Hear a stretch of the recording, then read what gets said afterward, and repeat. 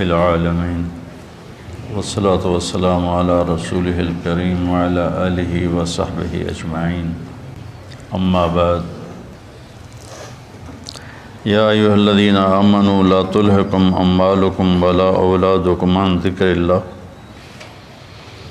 ومن يفعل ذلك فأولئك هم الخاسرون وأنفقوا مما رزقناكم من قبل أن يأتي أحدكم الموت فيقول رب لولا أخرتني إلى أجل قريب فأصدق وأكن من الصالحين ولن يؤخر الله نفسا إذا جاء أجلها والله خبير بما تعملون صدق الله العظيم۔ اے ایمان والو، تمہاری اولاد، تمہارے مال تمہیں غافل نہ کر دیں اللہ کی یاد سے، اور جو ایسا کرتا ہے وہی لوگ خاص طور پر ناکام ہیں۔ جو کچھ ہم نے تمہیں دیا ہے اس میں سے خرچ کرو اس سے پہلے کہ موت آئے، اور پھر اس وقت تم کہو یا اللہ پھر تھوڑی مہلت دے دیتا مجھے تو میں خوب کھل کے صدقہ کرتا اور نیک لوگوں میں شامل ہوتا، اور اللہ ہرگز کسی کی وقت کو، موت کو مؤخر نہیں کرتا جب اس کا وقت آ جاتا ہے، اور اللہ جو کچھ تم کرتے ہو وہ سب کچھ جانتا ہے۔ قرآن پاک میں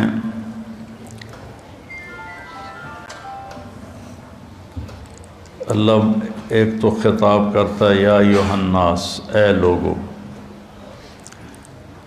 پھر ایک خطاب کرتا ہے یا بنی آدم، اے آدم کی اولاد، پھر ایک خطاب کرتا ہے قل یا ایھا الذین ھادوا، اے یہودیو، پھر اللہ کہتا ہے یا اہل الکتاب، اے اہل کتاب، پھر اللہ تبارک و تعالیٰ کہتا ہے یا ایھا الذین کفروا، اے وہ لوگ جنہوں نے کفر کیا، اور ایک اللہ کہتا ہے یا ایھا الذین آمنوا، اے ایمان والو۔ یہ جو اللہ کا خطاب ہے یا ایھا الذین آمنوا، یہ خاص طور پر اللہ تعالیٰ نے ہم سے بات کی، آپ سے بات کی، کہ پوری دنیا میں اس وقت 8 ارب کے قریب آبادی ہے، جس میں 1.5 ارب مسلمان ہیں، تو اللہ ان سے کہہ رہا ہے، باقی سب سے بات نہیں کر رہا، اب صرف ان سے کہہ رہا ہے جو لا الہ الا اللہ محمد الرسول اللہ کی گواہی دیتے ہیں۔ تو اللہ ان سے کہہ رہا ہے کہ اے ایمان والو، تو کوئی اسپیشل بات ہے جو اللہ کہنا چاہتا ہے، تو اللہ پہ قربان جاؤں کہ 1 کم 90 بھی پورا نہیں۔ یا ایھا النبی قائم مقام ہے یا ایھا الذین آمنوا کے، لیکن اگر ہم یا ایھا الذین آمنوا دیکھیں تو کل 99 دفعہ، اور اس میں بھی تکرار ہے، یا ایھا الذین آمنوا اتقوا اللہ حق تقاتہ، یا ایھا الذین آمنوا اتقوا اللہ ولتنظر نفس ما قدمت لغد واتقوا اللہ۔ تو اس میں بھی یہ نہیں کہ 89 آیات میں ہر دفعہ الگ الگ حکم ہے، نہیں، ان میں تکرار بھی ہے۔ کئی دفعہ ایک حکم کو اللہ یا ایھا الذین آمنوا کے ساتھ بیان فرماتا ہے۔ تو یہ سلسلہ چل رہا ہے کہ اللہ یا ایھا الذین آمنوا کے بعد ہم نے کیا کہتا ہے، تو ہم پیچھے سے شروع ہوئے ہیں، 29ویں پارے سے پیچھے کی طرف آ رہے ہیں۔ تو سب سے آخری جو یا ایھا الذین آمنوا ہے وہ ہے، یعنی شروع کرتا ہے اللہ یا ایھا الذین آمنوا لا تقولوا راعنا، یہ سورہ بقرہ میں ہے کہ اے ایمان والو میرے نبی کو راعنا مت کہا کرو۔ اس میں آداب نبوت ہیں کہ نبی سے کلام کرنے کے کیا آداب ہیں، عام آدمیوں کی طرح ان سے بات نہیں ہو سکتی، اس کے آداب ہیں۔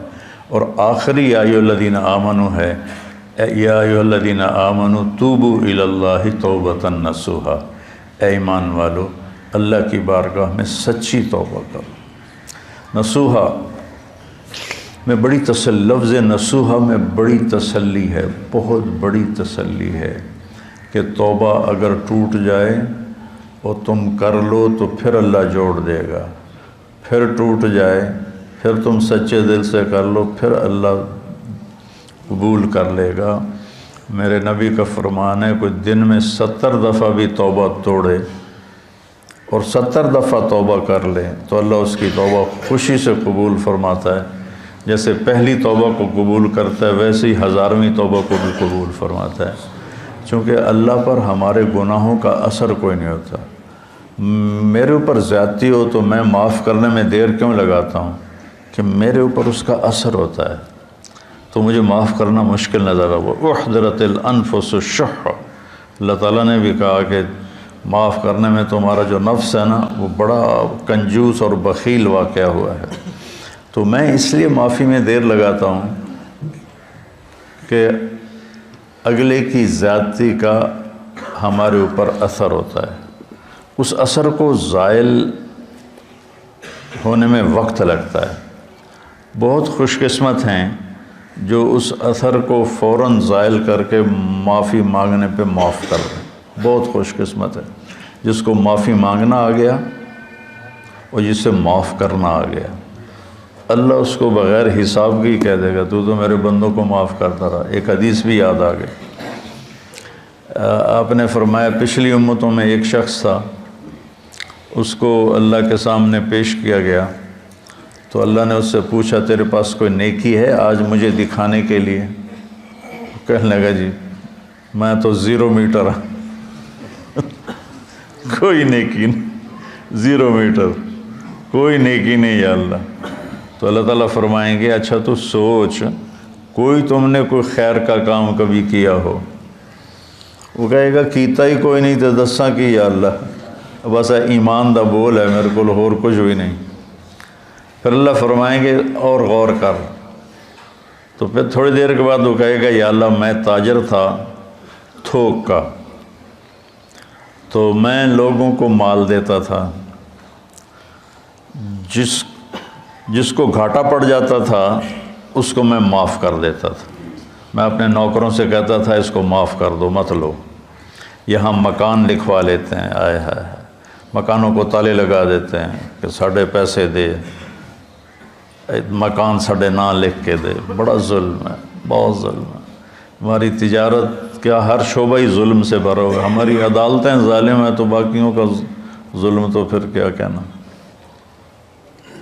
تو جس کو گھاٹا پڑ جاتا تھا یا اللہ تو میں اس کو معاف کر دیتا، میں اپنے نوکروں سے کہتا تھا اس کو معاف کر دو، اور جو دینے میں ٹال مٹول کرتا تھا جیسے ہمارے سارے بازار کا ماحول ہے، پیسے پڑے ہوتے ہیں کہتے ہیں اللہ دی قسم ہے کوئی نہیں اگلے ہفتے آوے جی، یعنی اتنا بڑا جھوٹ بولتے ہیں اور اس پر قسم اٹھا، بیوقوف کم از کم قسم تو نہ اٹھا، جھوٹ بول رہا ہے قسم تو نہ اٹھا، لیکن وہ 2 گناہ کرتے ہیں، ایک جھوٹ بولتے ہیں ایک جھوٹی قسم اٹھاتے ہیں، 2 کبیرہ گناہ ہو کے الا وقول الزور۔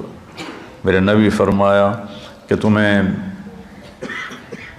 بڑے گناہ بتاؤں، الا اخبرکم باکبر الکبائر، کبیرہ گناہوں کے بھی کبیرہ گناہ بتاؤں، الاشراک باللہ، شرک کرنا، حقوق الوالدین، والدین کو رول کے رکھ دینا، روند کے رکھ دینا، ذلیل کر دینا، قتل النفس، بے گناہ کسی کو قتل کرنا، اور آپ ایسے ٹیک لگا کے بیٹھے ہوئے یہ بات کر رہے تھے، پھر ایک دم آپ ایسے سیدھے ہوئے کہا الا وقول الزور، اور جھوٹا بول اور جھوٹا بول اور جھوٹا بول اور جھوٹا بول۔ اس کو اتنا دہرایا کہ ابو بکر رضی اللہ تعالیٰ عنہ فرماتے ہیں کہ میرے دل میں آیا کہ اب اللہ کرے خاموش ہو جائیں، اتنا اس کو دہرایا، جھوٹا بول جھوٹا بول جھوٹا بول، اور سارے 8 بازار کیا ریڑھی والے کیا جھوٹ ہی جھوٹ ہے، جھوٹ ہی جھوٹ ہے، جھوٹ ہی جھوٹ۔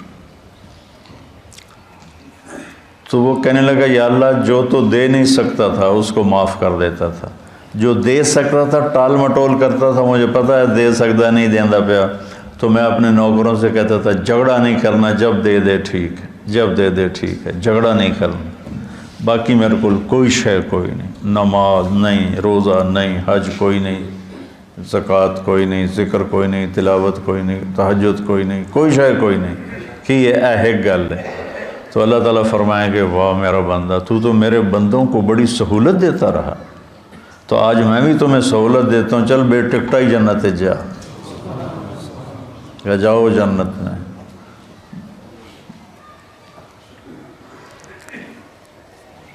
تو اللہ کو تو پرواہ نہیں نا، اللہ اثر سے پاک ذات ہے، لہذا وہ فوری معاف کر دیتا ہے۔ میرے اوپر اثر ہوتا ہے تو میں دیر لگاتا ہوں۔ تو ایک معاف کرنا سیکھ لیں اور ایک معافی مانگنا سیکھ لیں، بے حساب جنت میں جائیں گے، چونکہ اس کام کے کرنے والے دنیا میں کوئی نہیں، نہ کوئی زیادتی کر کے معافی مانگتا ہے اور نہ ہی کوئی معافی مانگنے والے کو معاف کرتا ہے۔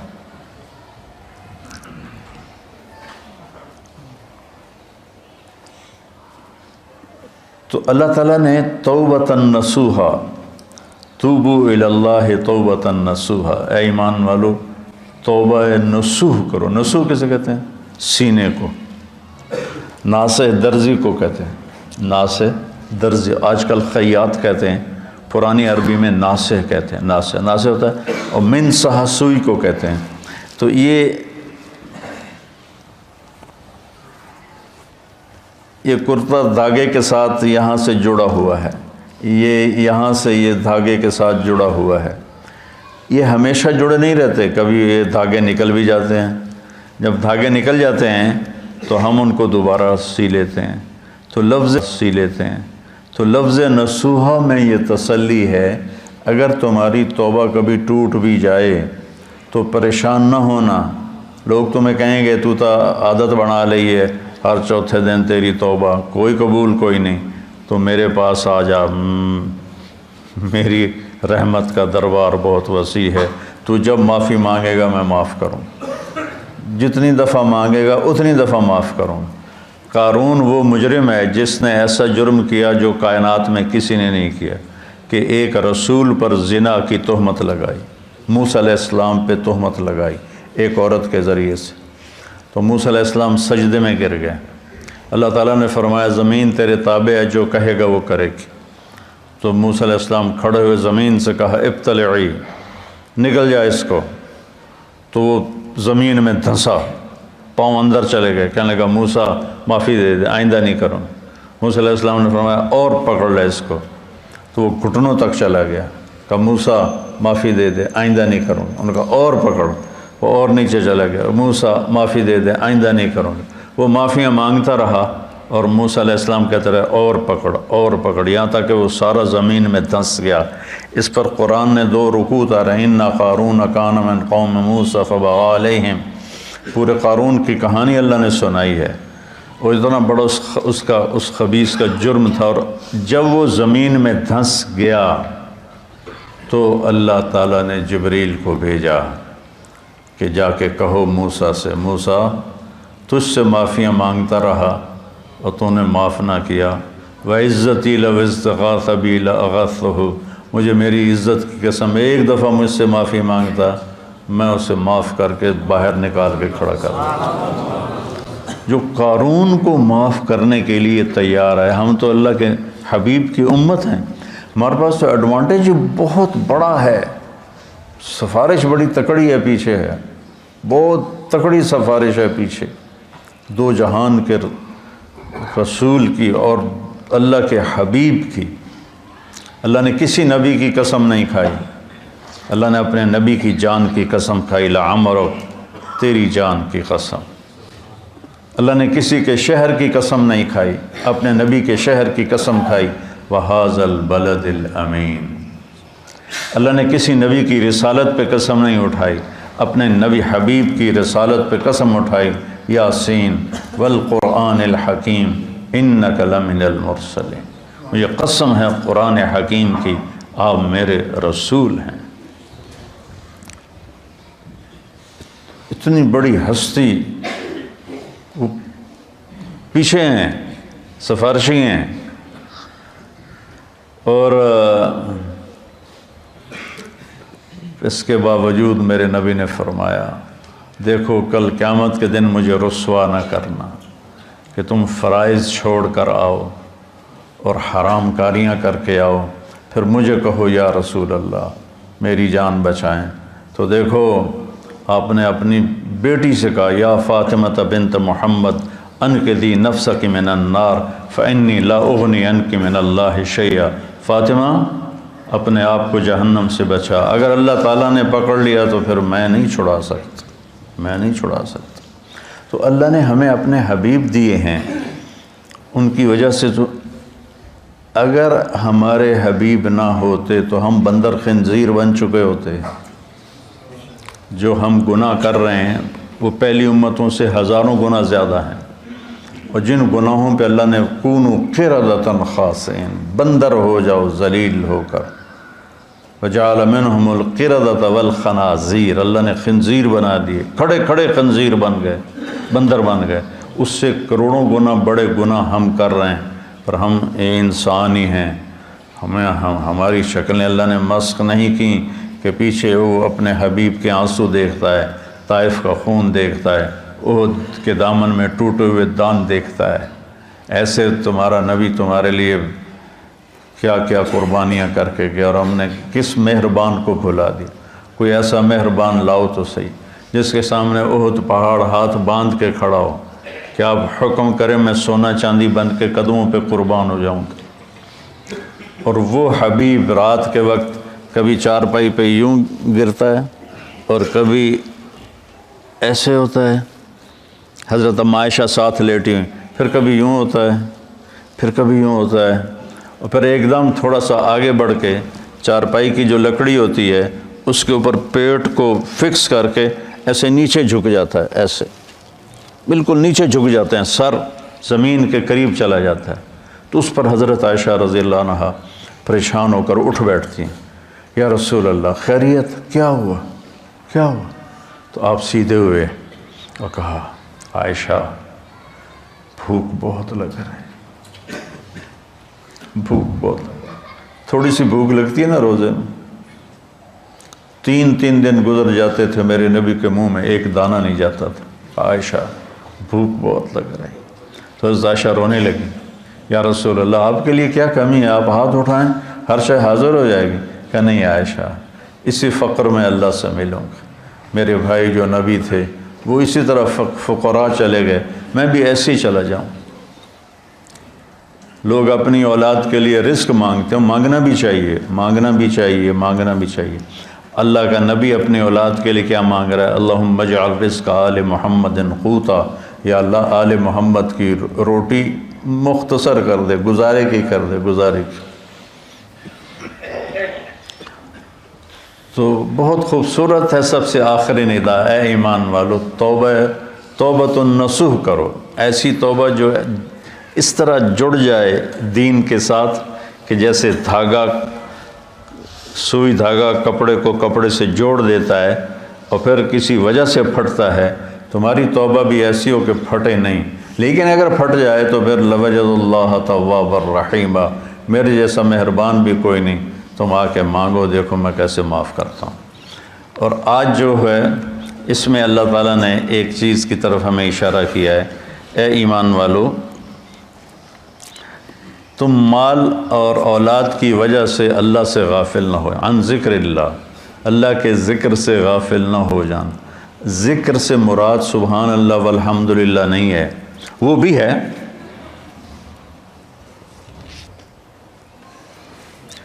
وہ بھی ہے، لیکن ذکر کا مطلب ہوتا ہے یاد، کسی کی یاد آئے، کسی کی یاد آئے تو آدمی اس کا نام لینا شروع کر دیتا ہے، نہیں ایک کیفیت بنتی ہے۔ یہ بچے یہاں رہتے ہیں، لمبا عرصہ رہتے ہیں تو ان کو گھر کی یاد آتی ہے لیٹے لیٹے، تو یہ کیا کہتے ہیں گھر گھر گھر گھر گھر گھر، نہیں ایک کیفیت ہوتی ہے، کیفیت ہوتی ہے، تو وہ یاد۔ تو جب میں نے رائمنڈ میں زندگی دی تھی تو جب میری 1971 سے اللہ نے مجھے اس راستے میں قبول کیا، جب شادی ہو گئی، شادی کے بعد جب میں رائمنڈ گیا تو اب مجھے ہر چیز کھانے کو آئے، اور مجھے بیگم یاد آئے، مجھے گھر یاد آئے، تو اب میں بیٹھ کے کیا کرتا تھا؟ بیگم بیگم بیگم بیگم بیگم بیگم بیگم بیگم بیگم بیگم ہے. یاد ذکر ایک کیفیت ہوتی ہے، ذکر ایک کیفیت ہوتی ہے، اس کیفیت کا نام ہے، اس کیفیت کا نام ہے ذکر. وہ جو یاد کر کے آپ کو ایک کسک محسوس ہوتی ہے، ایک ہوک سی دل میں اٹھتی ہے، ایک درد جگر میں ہوتا ہے. ہم رات کو اٹھ اٹھ روتے ہیں جب سارا عالم سوتا ہے. وہ جو ایک کسک محسوس ہوتی ہے اور ایک اندر میں ایک اداسی کی کیفیت بنتی ہے، اس کو ذکر کہتے ہیں. پھر سبحان اللہ بھی ذکر ہے، الحمدللہ بھی ذکر ہے، لا الہ الا اللہ بھی ذکر ہے، اللہ اکبر بھی ذکر ہے. لیکن آدمی ہر وقت تو کام کر رہا ہے، ہر وقت تو یہ نہیں زبان سے کہہ سکتا، کام میں مشغول ہوتا ہے. تو ہتھ یار کارول دل یار ول، ہتھ کارول، کار ہے کار نہیں، کار پنجابی والا،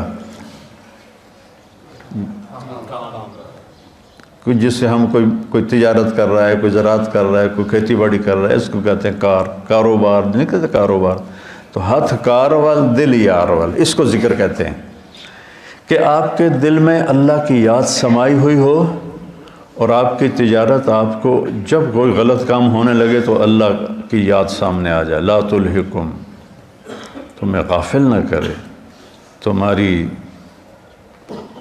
تمہارے مال اور تمہاری اولاد. اولاد کے لیے حرام کٹھا کرنے کا منصوبہ بنا لیا تو آگے اللہ آ جائے، میرا بندہ میں جو تیرا رب بیٹھا ہوں خزانے لے کر، میں نے کیا کرنا ہے ان خزانوں کو، تیرے لیے ہیں، نہ کر نہ کر. اور اگر تو نے ایسا کر لیا تو پھر تیرے سے بڑا ناکام کوئی نہیں. یا ابن آدم خلقت السماوات والارض ولم اعی بخلقہن، میرے بندے میں نے 7 آسمان 7 زمینیں بنائی، میں کوئی نہیں تھکا. وہ سن دے پہ ہو کہ میں کوئی نہیں تھکا.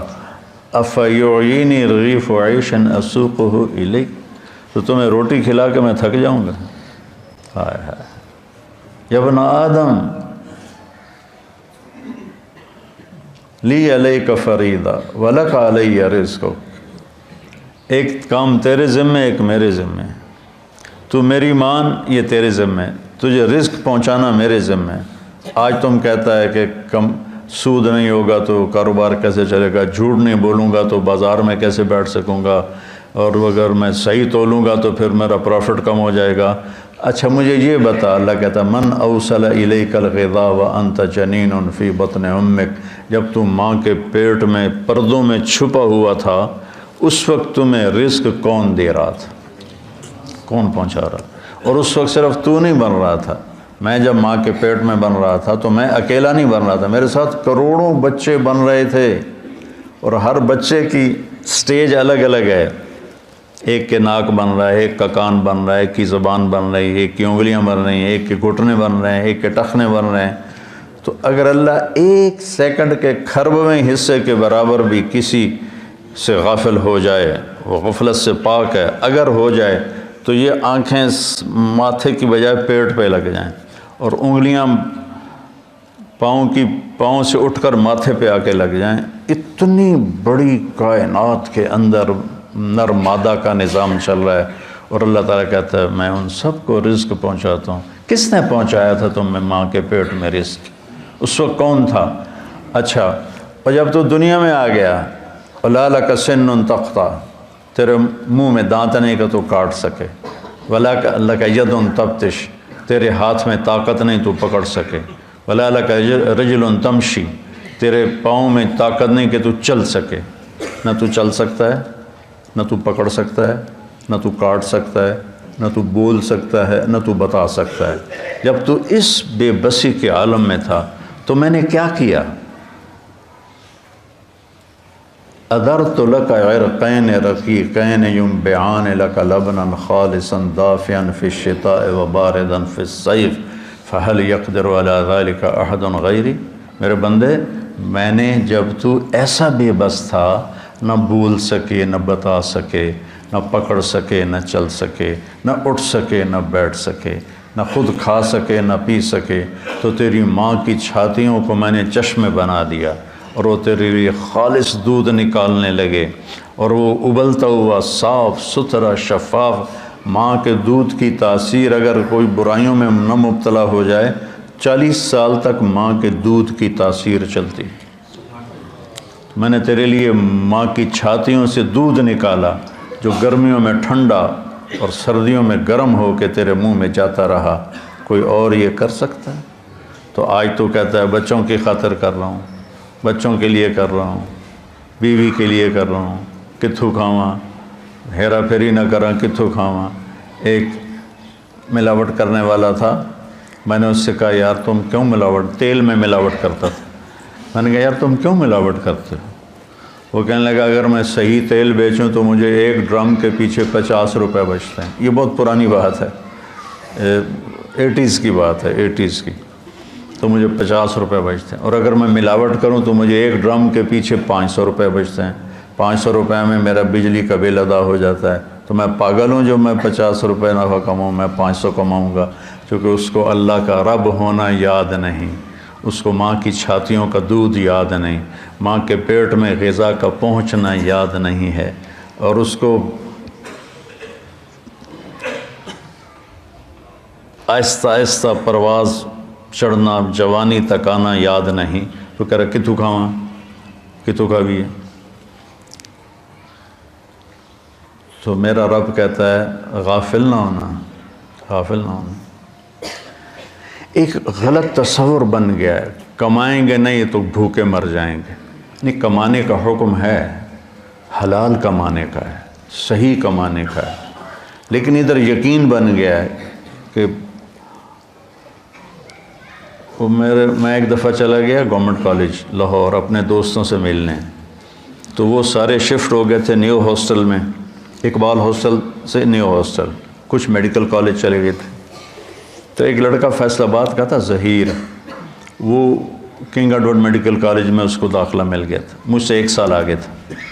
تو ہم سارے وہاں اکٹھے بیٹھے تھے کینٹین پر نیو ہاسٹل کی، تو مجھ سے کہتا ہے کیا کر رہے ہو؟ کی کر رہے ہیں آج کل؟ ہے کہ میں مولوی بن رہے ہیں۔ تو کہنے لگا کھاویں گا کتوں؟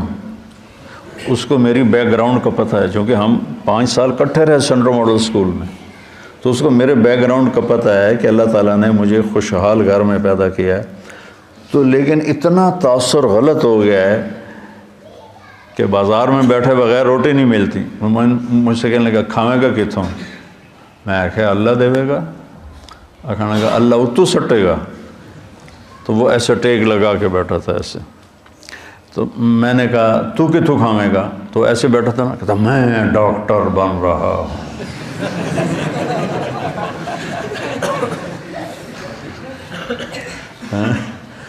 لوگوں دے پیشاب ٹیسٹ کر کر کے تو روٹی کھا سکنا ہے، میں قرآن پڑھا کے روٹی نہیں کھا سکتا۔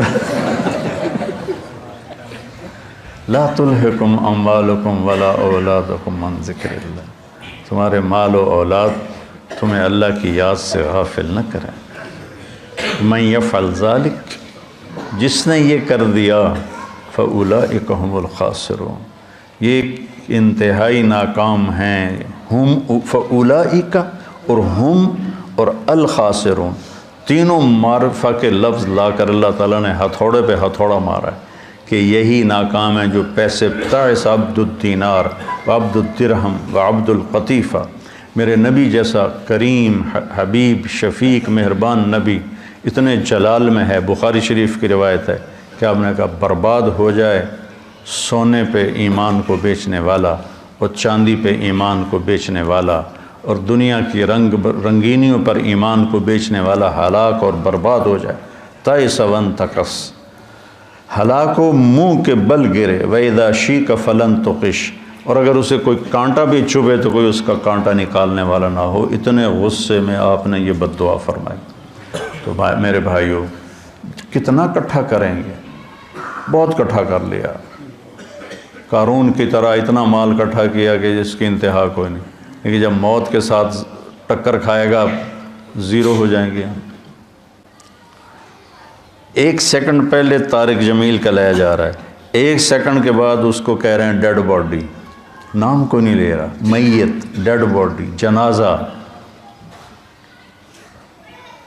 اور ہمارے دیہاتوں میں کہتے ہیں منجی آ گئی، یعنی کہ جنازہ، منجی آ گئی، چارپائی آ گئی. 1 سیکنڈ پہلے ایک شخص نے اپنی بیوی، بعضے ہوتے ہیں نا بے وقوف نادان جو بیویوں پہ پابندی لگاتے ہیں کہ تو نے ماں باپ سے نہیں ملنا، ماں باپ کے گھر نہیں جانا. یہ بہت بڑا ظلم و ستم ہے جو ہمارے معاشرے اور ماحول میں ہو رہا ہے کہ بیویوں کو، خود ماں باپ کی گود میں رہتا ہے اور اپنے بیوی کو کہتا ہے تو نے ماں باپ سے نہیں ملنا، اپنے بہن بھائیوں سے نہیں ملنا. ایک بیچ میں اضافی بات آ گئی. تو ایسے ہی ایک بیوقوف خامن نے بیوی سے کہا کہ تو ماں باپ کے گھر گئی تو تمہیں 3 طلاق. وہ رک گئی بیچاری گھر بچانے کے لیے. ایک دن اس کا والد فوت ہو گیا اچانک، تو اس نے کہا طلاق ہوتی ہے تو ہو، میں باپ کا چہرہ دیکھے بغیر تو اسے رخصت نہیں کروں گی. تو چلی گئی. تو عام لوگوں میں، خاندان میں بات پھیل گئی کہ طلاق ہو گئی. تو جب مفتی صاحب سے پوچھا گیا تو ان کا طلاق نہیں ہوئی، کہ وہ اپنے باپ کے گھر نہیں گئی، اس کا باپ مر چکا ہے، اب وہ گھر اس کے بیٹوں کا ہو گیا ہے اور اس کا بھی ہو گیا ہے. تو یہ اپنے گھر گئی ہے، اپنے بھائیوں کے گھر گئی ہے، باپ کے گھر نہیں گئی. ابھی باپ کی ڈیڈ باڈی بیڈ روم میں پڑی ہے اور گھر پرایا ہو گیا. مال وہی ہے جو ہم نے آگے بھیج دیا، پیسہ وہی ہے جو ہم نے آگے پہنچا دیا. امام زین العابدین کے پاس کوئی سائل آتا تھا تو کہتے الحمدللہ یا اللہ تیرا شکر ہے تو نے سواری بھیج دی، میرا سامان میرے گھر پہنچانے کے لیے سواری بھیج دی. کیا مطلب؟ کہ میں اس کو دوں گا اور میرا یہ دیا تیرے فضل سے آخرت میں پہنچ جائے گا. تو سواری آ گئی میرا سامان میرے گھر پہنچانے کے لیے. میرے بھائیو، اللہ کی بارگاہ میں دعا کیا کرو کہ یا اللہ، ہم دیکھو جب موت آئے گی نا تو ساری شکلیں تمہاری نظر سے اوجھل ہو جائیں گی، صرف تمہارا اپنا عمل تمہارے سامنے ہوگا. اس لیے اپنے عمل کو خراب نہیں کرنا، اپنے اولاد کے کمانا ہے، رزق حلال کمانا.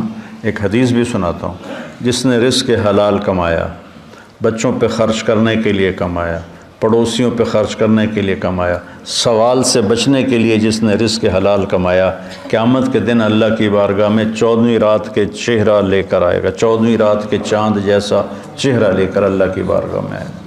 من طلب الدنیا حلالا سعیا علی اہلہ تعطفا علی جارہ استعفافا عن المسئلہ. تو قیامت کے دن اللہ کی بارگاہ میں ایسے اٹھے گا کہ اس کا چہرہ 14ویں کے چاند کی طرح چمک رہا. رزق حلال کمانا اتنی بڑی عبادت. تو بھائیو، یہ کمائیاں ہمیں اللہ سے اور اللہ کے رسول کی یاد سے غافل نہ کریں. سبحانک اللہم و بحمدک، اشہد ان لا الہ الا انت.